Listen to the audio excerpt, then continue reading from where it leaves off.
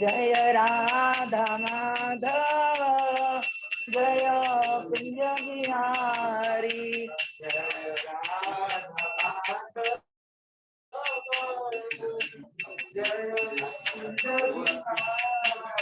जय गोपी जन वल्लभ जय गिरिवरधारी जय गोपी जन वल्लभ जय गिरिवरधारी यशोदानंदन ब्रज जन रंजन यशोदानंदन ब्रज जन रंजन यशोदानंदन ब्रज जन रंजन यशोदानंदन ब्रज जन रंजन यमुना तीरा वनचारी जय राधा माधव जय कुंज बिहारी जय राधा माधव जय कुंज बिहारी जय गोपी जन वल्लभ जय गिरिवरधारी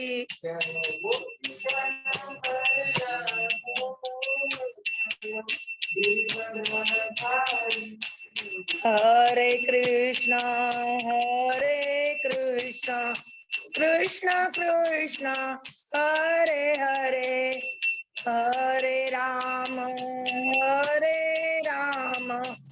राम राम हरे हरे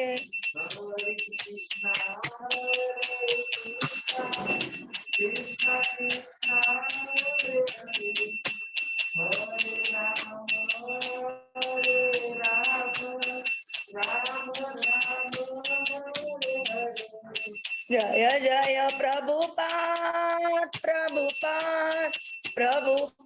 जय जय प्रभुपाद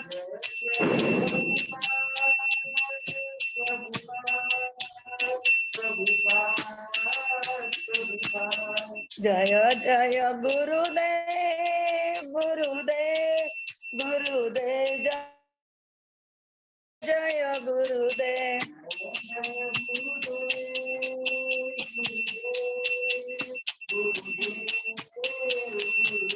निताय गौर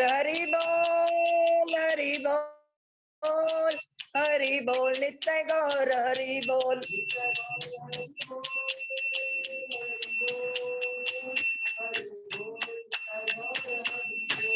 हरे कृष्णा। आज हम भगवत गीता के 10वें अध्याय का 14वां श्लोक का थोड़ा जानने की कोशिश करेंगे कि उसमें भगवान क्या कहते हैं, अर्जुन क्या कहते हैं, वो हम जानने की कोशिश करेंगे। ओम नमो भगवते वासुदेवाय ओम नमो भगवते वासुदेवाय ओम नमो भगवते वासुदेवाय नारायणं नमस्कृत्यं नरं चैव नरोत्तमं देवीं सरस्वतीं व्यासं ततो जयमुदीरये नष्टप्रायेषु भद्रेषु नित्यं भागवत सेवया भगवती उत्तम श्लोके भक्तिर्भवती नैष्टिकी। हरे कृष्णा, दंडवत प्रणाम। ऑफलाइन ऑनलाइन सभी डिवोटीज को मेरा सादर प्रणाम है। मैं चाहती हूँ कि आप मुझे थोड़ा आशीर्वाद दे कि मैं आपको कुछ कह पाऊँ। हमने आज का श्लोक है सर्वम एतत् ऋतं मन्ये यत् मां वदसि केशव नहि ते भगवन् भक्तिं विदुः देवान् दानवाः। सर्वम एतत् ऋतं मन्ये यत् मां वदसि केशव नहि ते भगवन् भक्तिं विदुः देवान् दानवाः। हे कृष्ण, अनुवाद श्रीला प्रभुपाद द्वारा। हे कृष्ण, आपने मुझे जो कुछ कहा है उसे मैं पूर्णतः सत्य मानता हूँ। हे प्रभु, न तो देवतागण न असुरगण ही आपके स्वरूप को समझ सकते। तात्पर्य यहाँ पर अर्जुन पुष्टि करता है कि श्रद्धाहीन तथा असुरी प्रकृति वाले लोग कृष्ण को नहीं समझ सकते। जब देवतागण तक उन्हें नहीं समझ पाते तो आधुनिक जगत के तथाकथित विद्वानों का क्या कहना। भगवत कृपा से अर्जुन समझ गया कि परम सत्य कृष्ण है और वे संपूर्ण है, अतः हमें अर्जुन के पथ का अनुसरण करना चाहिए। उसे भगवत गीता का प्रमाण प्राप्त था, जैसा कि भगवत गीता के चतुर्थ अध्याय में कहा गया है। भगवत गीता के समझने की गुरु परंपरा ह्रास हो चुका था, अतः कृष्ण ने अर्जुन को उसकी पुनर्स्थापना की, क्योंकि वे अर्जुन को अपना परम प्रिय सखा तथा भक्त समझते थे। अतः जैसा कि गीतोपनिषद की भूमिका में हमने कहा है, भगवत गीता का ज्ञान परंपरा विधि से प्राप्त करना चाहिए। परंपरा विधि के लुप्त होने पर उसके सूत्रपात के लिए अर्जुन को चुना गया। हमें चाहिए कि अर्जुन का हम अनुसरण करें, जिसने कृष्ण की सारी बातें जान ली, तभी हम भगवत गीता के सार को समझ सकेंगे और तभी कृष्ण को भगवान रूप में जान सकेंगे। हरे कृष्णा। ओम अज्ञानतिमिरन्धस्य ज्ञानाञ्जनशलाकया चक्षुरुन्मीलितं येन तस्मै श्री गुरवे नमः। जय श्री न भूतले स्वयं कदा मह्यं ददाति स्वपदान्तिकं वन्देऽहं श्रीगुरोः श्रीयुतपदकमलं श्रीगुरून् वैष्णवांच श्रीरूपं साग्रजातं सगण रघुनाथान्वितं तं सजीवं साद्वैतं सावधूतं परिजन सहितं कृष्ण चैतन्य देवं श्री राधा कृष्ण पदान् सगण ललिता श्री विशाखान्वितांच नमो ओम विष्णुपादाय कृष्ण पृष्ठाय भूतले श्रीमते भक्ति वेदांत स्वामिनिति नामिने नमस्ते सरस्वते देवे गौरवाणी प्रचारिणे निर्विशेष शून्यवादी पाश्चात्य देशतारिणे। जय श्री कृष्ण चैतन्य प्रभु नित्यानंद श्री अद्वैत गदाधर श्रीवासादि गौर भक्तवृंद। हरे कृष्ण कृष्ण कृष्ण हरे हरे, हरे राम राम राम हरे हरे, हरे कृष्ण कृष्ण कृष्ण हरे हरे, हरे राम राम राम हरे हरे, हरे कृष्ण कृष्ण कृष्ण हरे हरे, हरे राम राम राम हरे हरे। हरे कृष्णा। दंडवत प्रणाम आप सभी को। देखो इसमें कहा है, कृष्ण कहते कि मुझे कोई नहीं जान सकता, कोई भी नहीं जान सकता। क्यों नहीं जान सकता? क्योंकि भगवान अनंत है, अनादि है और इनका कभी अंत नहीं होता। और जो हम लिविंग एंटिटी है उनका आदि भी है, अंत भी है, और इसी कारण नहीं जान सकते। लेकिन ऐसा थोड़ी है कि हम भगवान को नहीं जान सकते। भगवान को हम जान सकते। कैसे जान सकते हैं? भक्त्या माम अभिजानाति 18.65 में कृष्ण भगवान बताते हैं कि मुझे भक्ति द्वारा जाना जा सकता है। लेकिन क्या हम भगवान को पूरी तरह जान पाते हैं? नहीं। यहाँ पे भगवान कहते हैं कि हम भगवान को उतना ही जान सकते हैं जितनी हम भक्ति करेंगे, उससे प्रसन्न होकर जितना रूप में भगवान, जितने क्वांटिटी में यानी परसेंटेज में वो हमारे भक्ति का प्राकट्य उसमें प्रकट होगा, जितने परसेंटेज में भगवान संतुष्ट होंगे हमारे से, उतने ही परसेंटेज में हम भगवान को जान सकते हैं। क्योंकि भगवान अनादि है, अनंत है, उन्हें पूर्ण रूप से कोई भी नहीं जान सकता। इसका मतलब ये नहीं कि कोई उन्हें जान ही नहीं सकता। समुद्र की गहराई को हम माप नहीं सकते। इसका मतलब ऐसा नहीं है कि हम समुद्र में तैर नहीं सकते। आकाश की ऊंचाई हम नाप नहीं सकते।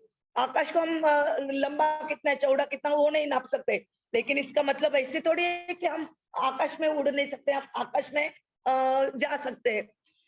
वेदों ने भी वर्णन किया है भगवान का, जगह जगह वर्णन है, हमने कल सुना था। लेकिन वो भी पूर्ण रीति से पूर्ण रूप से भगवान का वर्णन नहीं कर सकते। इसका मतलब ऐसा नहीं है कि वर्णन नहीं कर सकते तो भगवान है ही नहीं तो भगवान कैसे कहते हैं? वेदै च सर्वै अहम वेद्य, मुझे केवल वेदों द्वारा जाना जा सकता है। हम भगवान से बड़े नहीं है, भगवान के बराबरी के भी नहीं है। भगवान से बड़े या भगवान के बराबरी के हम हो नहीं सकते। ये भी भगवत गीता में आया है। तो उसके लिए प्रामाणिक स्रोतों से ही सुनना चाहिए। यदि हम प्रामाणिक स्रोतों से नहीं सुनते तो हम संभ्रमित होते। यहाँ पे प्रहलाद महाराज उनके प्रेयर्स में बताते हैं कि मैं तो असुर कुल में जन्मा हूँ और मैं भगवान को कैसे जान सकता हूँ? तो भगवान के लिए वो प्रे कर रहे हैं कि भगवान मैं तो असुर कुल में जन्मा हूँ, लेकिन प्रेयर्स के द्वारा मैं आपके चरणों पे अर्पण करता हूँ, उसके द्वारा आप जाने जा सकते हो, ऐसा मैंने सुना है। तो वो प्रेयर्स के द्वारा भगवान को जानने की कोशिश करते हैं। उनकी प्रेयर्स भी बहुत इम्पोर्टेंट है। यहाँ पे देखो दूसरा पॉइंट आता है वदसे केशव के केशव आपने जो कुछ कहा वो मैं सब मान्य करता हूँ। अभी केशव ये शब्द कैसे आया? क अधिक ईश अधिक व। क यानी ब्रह्मा, ईश यानी शिव जी, व यानी बांधते बांधते हैं, अर्थात वैसे यानी बांधते हैं। इसलिए केशव शब्द का अर्थ है अपने तत्वज्ञान को छुपाकर ब्रह्मा शिव जी को भी बांध देते हैं। ऐसे भगवान ये दूसरे अध्याय में भी कहा गया है, श्लोक के इसी अध्याय के दूसरे श्लोक में भी कहा गया है, न में विदु सुरगणः प्रभव न महर्षय अहम आदि ही देवाना महर्षि नाम च सर्वश। ओ यानी भगवान विष्णु, अकारो अस्मि, वे कभी कभी भ्रमित कर देते हैं अपने को। ब्रह्मा शिव जी ये भी भ्रमित हो जाते हैं। भगवान कृष्ण नियामक है, वे ऐसे कार्य करते हैं कि वे उनके वजह से हम कभी कभी भ्रमित हो जाते हैं। ब्रह्मा कैसे भ्रमित होता है? ब्रह्म विमोहन लीला में ब्रह्मा भ्रमित हुए। उसके बाद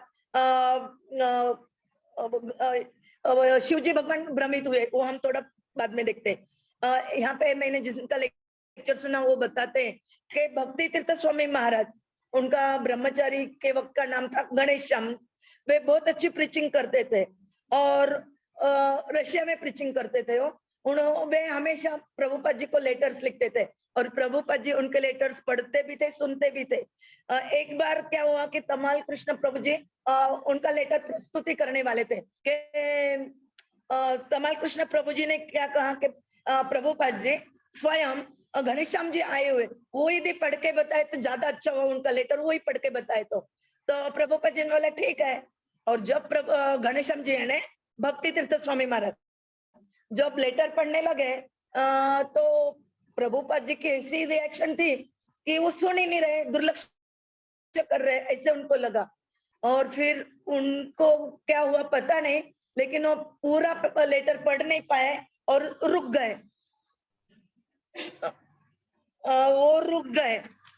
उसके कारण क्या हुआ कि फिर उन्होंने प्रभुपाद जी ने नीचे उनका मान था तो उन्होंने ऊपर मुंडी करके बोला आपको समझना चाहिए कि कृष्णा इज द डूअर।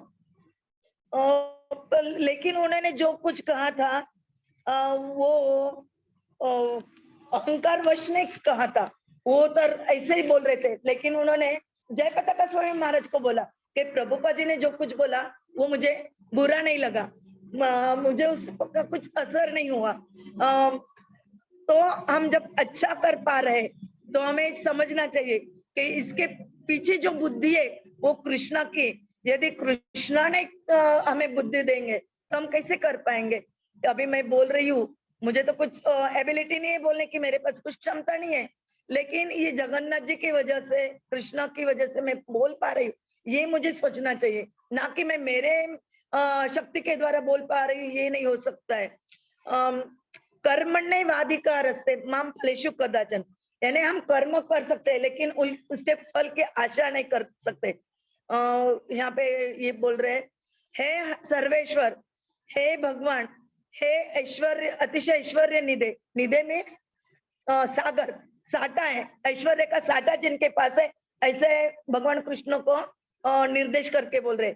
देवताओं और दानव आपके परब्रह्मत्व आदि गुणों से युक्त श्री मूर्ति को नहीं जान सकते, अपितु वे आपकी अवहेलना करते, यह सोचते हुए कि आप नॉर्मल है, यानी जनरल लोगों जैसे ही है। यहाँ पर अर्जुन इसकी पुष्टि करता है कि श्रद्धाहीन तथा आसुरी प्रकृति वाले लोग कृष्ण को कभी समझ नहीं पाते। कैसे? तो इंद्र भी कृष्ण हो गया था, एक बार नहीं 2 बार। एक बार वो तो समझ सकते, लेकिन दूसरी बार उसने कृष्ण नहीं होना चाहिए था। पहली बार कब हुआ? जब उसको जो भोग लगाया जाता था वृंदावन में, वो भोग लगाना कृष्ण ने बंद कर दिया और कृष्णा का सुन के नंद महाराज ने इंद्र का भोग लगाना बंद कर दिया, उनकी उपासना करनी बंद कर दी। तब उन्होंने क्या किया कि सावर्तक मेघों को बोले कि जाओ और उसको जल प्लावित करो। तब वे गोवर्धन पर्वत को एक लेपन की उंगली के नोक पे उठाया, तो भी वो समझ नहीं पाए कि ये कृष्णा भगवान है, और तब वे कृष्ण हुए थे। और दूसरी बार कब कृष्ण हुए, जब दानवों का और देवताओं का युद्ध समाप्त हुआ और भगवान स्वयं इंद्र को अदिति माता के कुंडल वापस देने गए स्वर्ग में। तब ये कुंडल कौन लेके गया था, तब भौमासुर कुंडल और छत्र लेके गए थे। और एक कुंडल देने के लिए जब वो गए कुंडल देने के लिए जब गए, तब सत्यभामा भी उनके साथ थी। तो सत्यभामा ने जब देखा कि यहाँ का पारिजात वृक्ष बहुत अच्छा है, तो उसको पारिजात वृक्ष लेने की इच्छा हुई। उसको स्वयं की इच्छा पूर्ति सेंस ग्रेटिफिकेशन के लिए नहीं, तो उसे लगा कि यदि मैं पारिजात का पुष्प लेती हूँ तो इसके जो फूल हो गए मैं भगवान के लिए उसकी माला वगैरह बनाऊंगी। तब बिना पूछे, इंद्र को बिना पूछे उन्होंने वो वृक्ष ले लिया। तभी भी इंद्र ने और सभी देवताओं ने कृष्ण से युद्ध किया, और तब भी क्या हुआ, मुंह की खानी पड़ी उसको। भगवान कृष्ण ने उनको हरा दिया।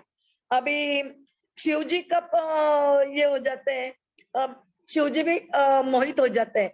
कब होते हैं शिव जी मोहित, मोहिनी मूर्ति का अवतार होता है तब तो होता ही है। उसके अलावा कब मोहित होते हैं, बाणासुर और कृष्ण का जब युद्ध होता है, तो बाणासुर को लगता है कि अभी मैं जीत नहीं पाऊंगा, और उसे जीतने की आकांक्षा होती है, इसीलिए वो शिव जी को पुकारता है, क्योंकि वो शिव जी का भक्त है।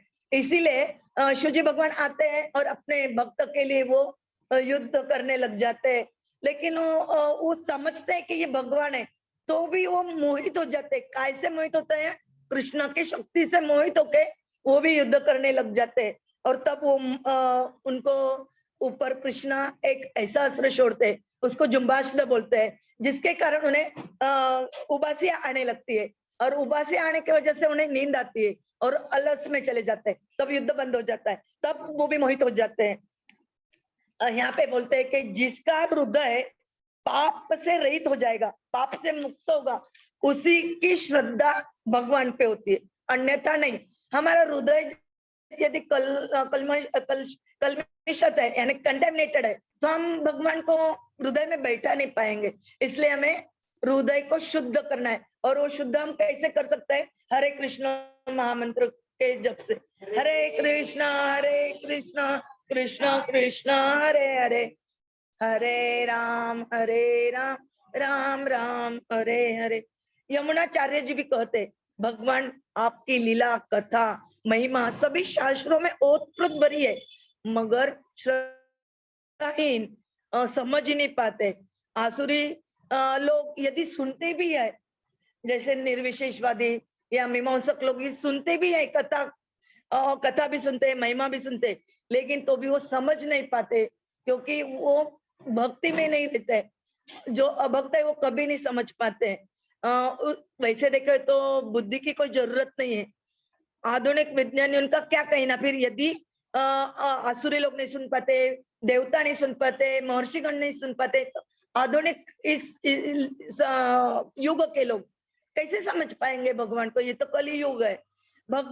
लेकिन भगवत कृपा से अर्जुन समझ गया था, और उसे पता चल गया था कि परम सत्य कृष्ण भगवान है, और वे संपूर्ण है, वे अधूरे नहीं, फूल है। अतः हमें भी अर्जुन के पथ का अनुसरण करते हुए भगवत गीता का उपयोग करना चाहिए, क्योंकि उसे प्रमाण प्राप्त था, और जब हम ऐसा करेंगे तभी हम भक्ति के पद पर आगे बढ़ सकते हैं। ये चतुर्थ अध्याय में कहा गया है। क्या बोला है चतुर्थ अध्याय में, एवं परंपरा प्राप्तम इमं राजऋषय विदु सकालेन इह महता योग नष्ट परंतप। 4.2 में महान यानी महान, महता यानी महान, योग यानी परमेश्वर के साथ हमारा क्या संबंध है, और नष्ट यानी छिन्न भिन्न। ये सब छिन्न भिन्न हो गया था, और इसीलिए भगवान कृष्ण ने अर्जुन को उसका आगे नया शुरू करने के लिए अर्जुन को चुना और अर्जुन के द्वारा हमें और परंपरा से आगे बढ़ाया है। हम कब समझ पाते हैं कि जब हम नम्र हो गए तब हम समझ पाएंगे। एक बार प्रभुपाद जी दार्शनिकों को बोल रहे थे, बात कर रहे थे कि भगवान कौन है, भगवान कौन है, इसके बारे में चर्चा चल रही थी। वो पूछ रहे थे तो वे कहने लगे हम जानते हैं भगवान को, भगवान कौन है हम जानते हैं, लेकिन हम समझ नहीं पाते कैसे वो भगवान। वैसे देखे तो भगवान को कैसे है, सर्वज्ञ है, सर्वशक्तिमान है, सर्वव्याप्त है। और ऐसे भगवान को हम ना समझे तो कैसे हो सकता है, हमें समझना है, लेकिन हम हमारी बुद्धि से या हमारी मेंटलिटी से उनको नहीं समझ पाएंगे। उसके लिए हमें शास्त्र चक्षु चाहिए। अभी ये हॉल है, ये हॉल किसी ने तो भी बनाया है, तभी हम ये इस हॉल में बैठे हैं। यदि हमें पूछे कि ये हॉल किसने बनाया है, हमें कैसे पता चलेगा उसका नाम, हम बता नहीं पाएंगे। लेकिन जिसने बनवाया है उसे यदि पूछे तो हमें उसका नाम बता सकता है। वैसे ही भगवान है, भगवान ने ये सृष्टि की है तो इस सृष्टि के मालिक भगवान है, ये हमें कौन बताएगा? जो वैदिक स्क्रिप्चर्स है यानी शास्त्र जो है वो शास्त्र ही हमें बता पाएंगे। तो हमें उस शास्त्रों पे विश्वास करना है। जैसा भी ये हॉल का जो हमें बताएगा जिसने बनवाया है कि ये हॉल इसने बनवाया है, तो हम उस पर विश्वास रखेंगे ना। हम ढूंढते थोड़ी फिरेंगे क्या तूने बनाया, क्या आपने बनाया, क्या आपने बनाया, ऐसे हम देखते नहीं फिरेंगे। तो हम उस पे विश्वास रख के मान जाएंगे। तो यदि एक बार का ये है कि एक अपने फ्रेंड को मंदिर में लेके गया तो चप्पल वगैरह उसके पैर में थी। उसको बोला कि यहाँ नियम ऐसा है कि आप चप्पल बाहर निकालो, ये ऐसा करो, ये फिर हाथ धो, फिर आओ, फिर ऐसे दंडोत करो। फिर वो बोलने लगा क्या ये मंदिर तेरे बाप का है? तो प्रभुपा जी ने बोला कि हाँ बोलना चाहिए। क्या बोलना चाहिए? हाँ ये मंदिर मेरे बाप का नहीं, आपके भी बाप का है, क्योंकि सबन का मंदिर है। ये ना मेरे बाप का है ना तेरे बाप, सबन के बाप का ये मंदिर है, ऐसे बोलना चाहिए। ऐसा बोल रहे थे।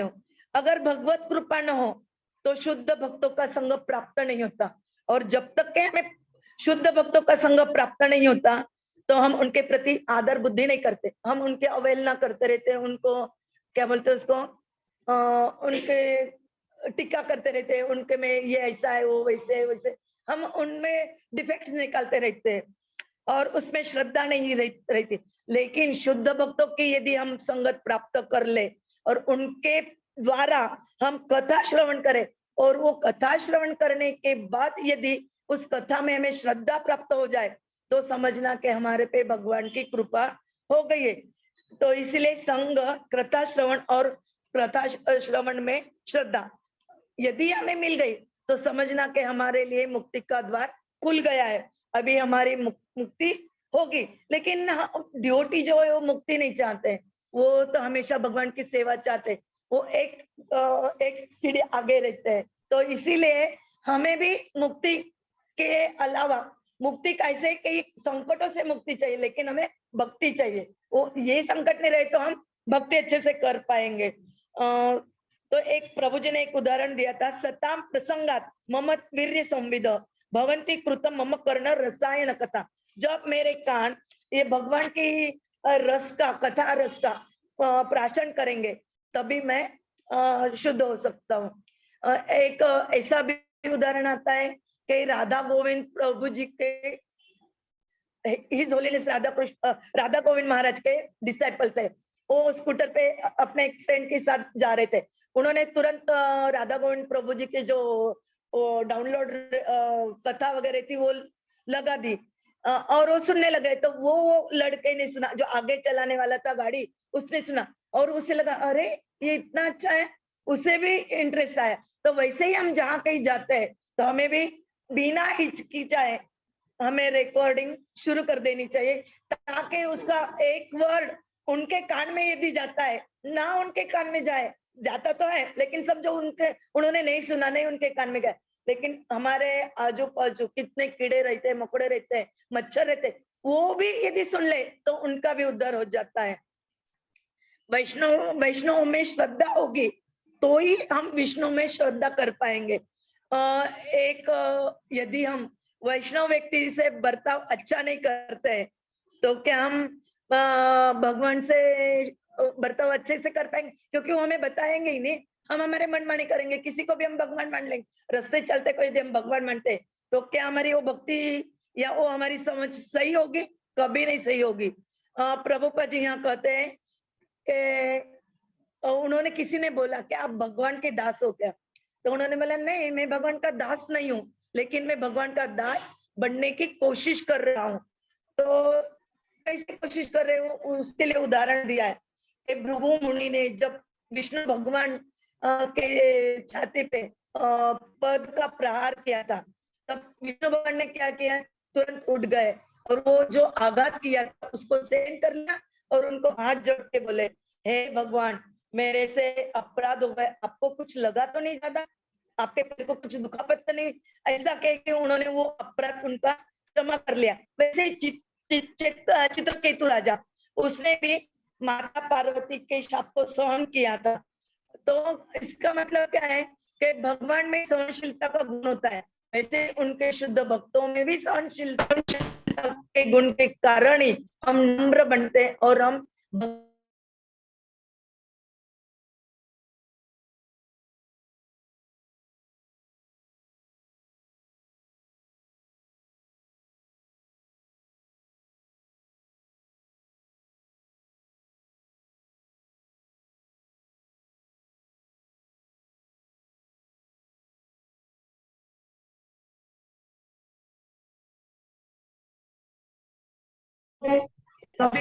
जी प्रसन्न है। वैसे ही भगवान का है, भगवान चाहते कि मेरे से भी ज्यादा आप मेरे भक्तों की सेवा करो, वो खुश है तो मैं खुश हूं, और वो भी प्रसन्न हो जाते हैं।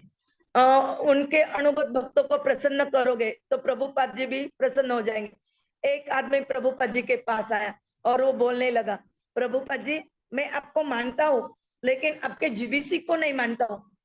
तो प्रभुपाद जी ने कहा, क्या बोला आपने? जीबीसी मैंने निर्माण किया, यानी जीबीसी का मैंने निर्माण किया है, स्थापना मैंने की है, और आप जीबीसी को नहीं मानते हो, इसका मतलब क्या हुआ कि आप मुझे भी नहीं मानते हो? ऐसे कुछ लोग रहते, ऐसे घूमते ही रहते।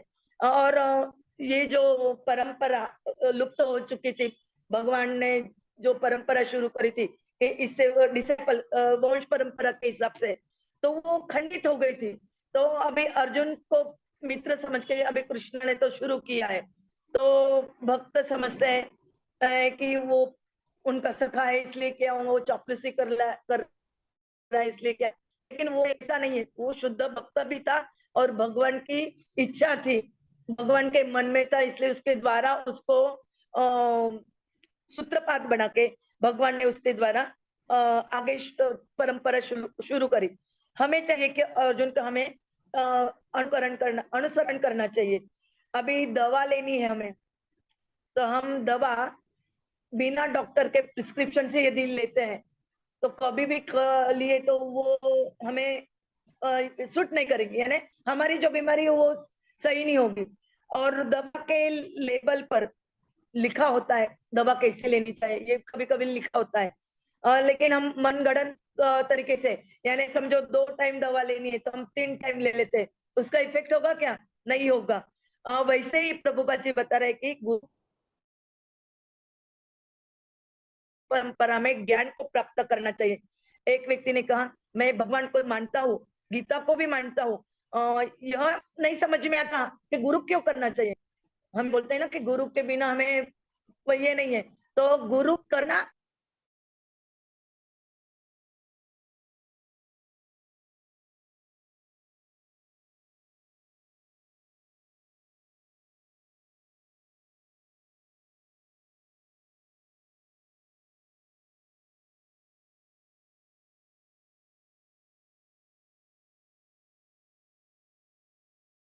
प्रमाण भगवत गीता में ही प्रमाण दिया हुआ है।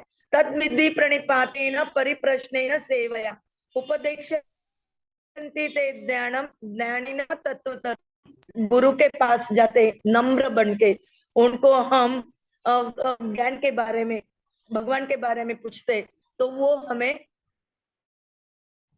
सब कुछ बता देते हैं गुरु। ये उनको बताया, तब उनका विश्वास बैठा कि गुरु क्यों करना है, कि गुरु के अलावा हमें कोई नहीं मार्गदर्शन कर सकता।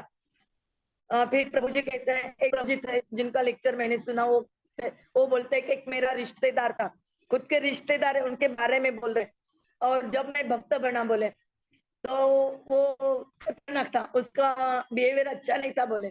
वो मुझे बोला कि बेटा तुम आज भक्त बन गए हो, आज तुम गीता के 2-4 श्लोक जानते हो, और मैं तो पूरे 700 श्लोक जानता हूँ, पूरे लड़े मेरे यहाँ पे हो, यहाँ पे तो फिर क्या बोले उनको, तू तो आज 2-4 ही श्लोक जानता है, मेरे दिमाग में सब कुछ है, तब क्या उत्तर दे उनको। उन्होंने बोला कि ठीक है, आप जो कहते हैं वो बराबर है, लेकिन आपके दिमाग में है पर आपके हृदय में नहीं आया है, तो आपके हृदय में न उतरने के कारण आप भगवान को समझ नहीं पाए, भगवान की भक्ति नहीं कर पा रहे हो।